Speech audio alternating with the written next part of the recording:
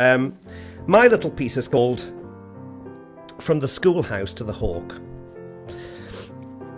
During a romantic weekend in Haworth, my only thoughts were of Lisa, having a pint, a meander around the shops, and maybe a visit to the parsonage. Standing silently looking at old buildings was on my list too, it always is. I go into a sort of a dreamlike state when looking at old buildings. They stop me in my tracks, particularly if I know a little bit of the background, the story. I imagine Victorian ladies and gentlemen walking past, a stagecoach waiting outside.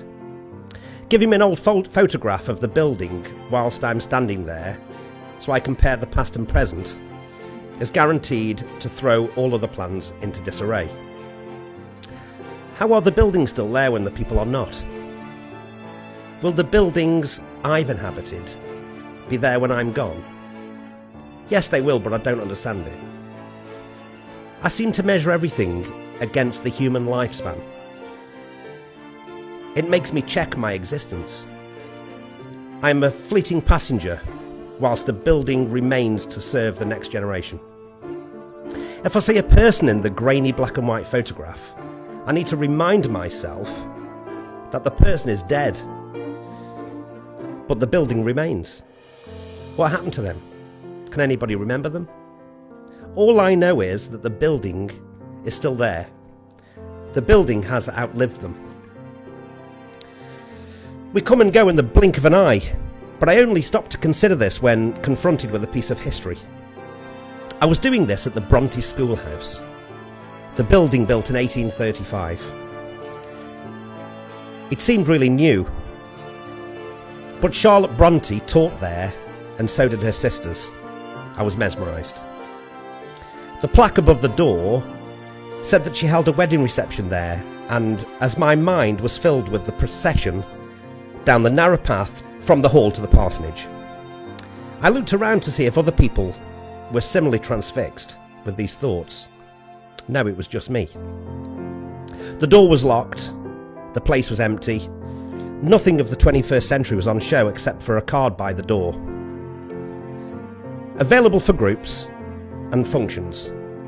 Half days, discounts available for full days. I was aghast that this amazing place could be used for such nefarious activities. When Lisa piped up, I could do workshops in there. I didn't say anything. Later, over coffee, when I had joined the Here and Now, I asked her what she meant. Creative writing workshop, she explained. I could do some there. I'd never heard of creative writing. My mind immediately went to calligraphy, but I was put right. I'm quite an excitable sort of person. Certain things set me off on a path, with or without my conscious consent, and this was one of those moments. People would queue up, surely, to be taught in the old schoolhouse at Haworth.